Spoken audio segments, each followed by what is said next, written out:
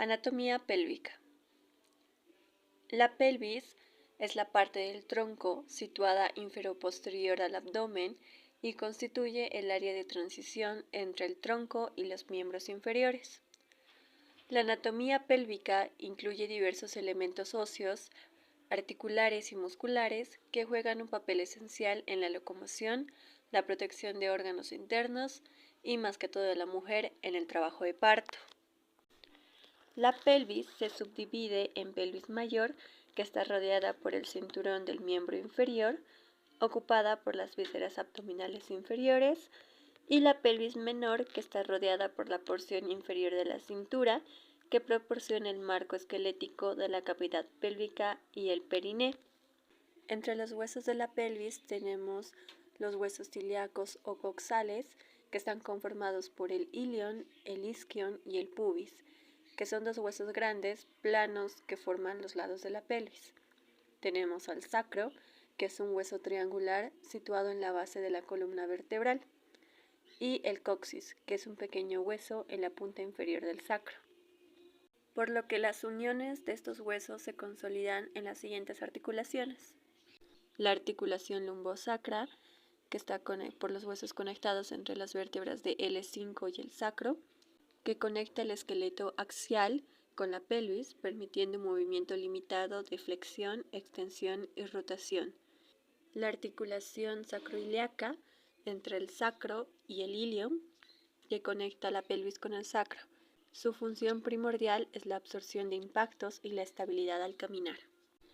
La sínfisis del pubis entre ambos pubis derecho e izquierdo, que es una conexión cartilaginosa en la parte frontal de la pelvis, que permite un movimiento muy limitado. Durante el embarazo y el parto, las hormonas como la relaxina relajan esta articulación, permitiendo una ligera separación para ensanchar el canal del parto.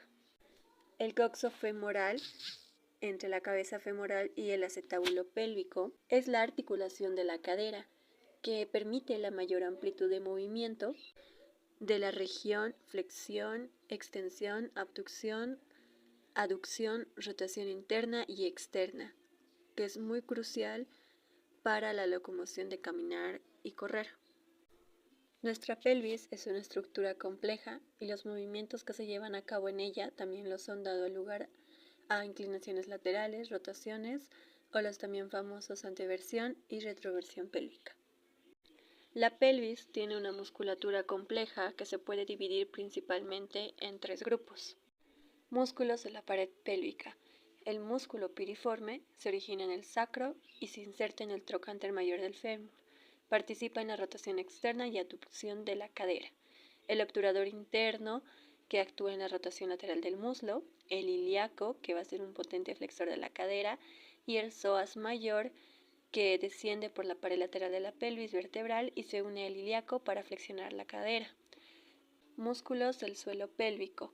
El elevador del ano, que está formado por el pubo rectal, pubo coccigio e iliococcigio, que soporta las vísceras pélvicas y ayuda en el control de la continencia urinaria y fecal. Músculos del diafragma urogenital en mujeres.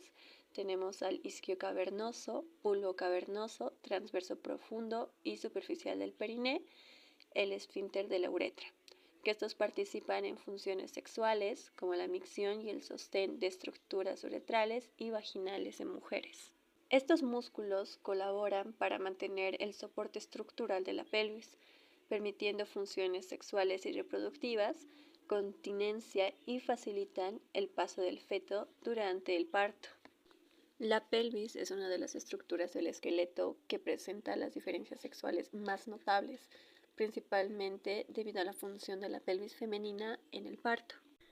La pelvis femenina está adaptada al parto, es más ancha y menos profunda, tiene huesos más ligeros y delgados, es ovalada o redondeada con diámetro transverso ancho, siendo una forma ginecoide.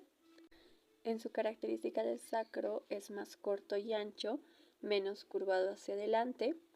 Sus tuberosidades isquiáticas están más separadas y el acetábulo es más pequeño y mirando hacia adelante.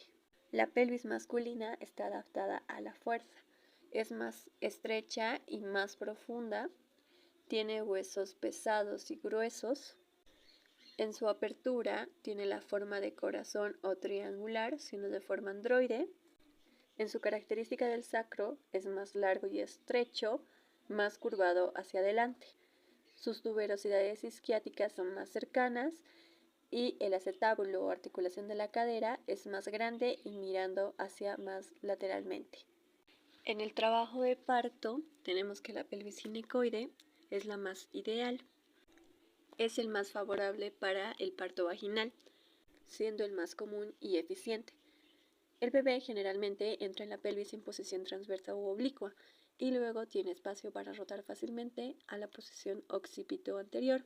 Ya que la pelvis ginecoide tiene forma redonda y espaciosa, sus paredes pélvicas y sus espinas ciáticas no son prominentes, permite que la cabeza del bebé se extienda fácilmente al salir.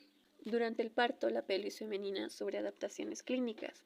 Por ejemplo, el útero se contrae para alargar y disminuir los diámetros horizontales del segmento uterino inferior y del cuello uterino, que es el cérvix. Sus articulaciones se vuelven más laxas debido a la acción de hormonas como la relaxina, que ablanda y aumenta la movilidad de las articulaciones pélvicas, facilitando el paso fetal. Las tuberosidades isquiáticas se separan y las palas ilíacas rotan hacia atrás, ampliando el canal del parto. Como bien lo dije, el tamaño y la forma de la pelvis son clave para determinar si el trabajo de parto puede progresar adecuadamente.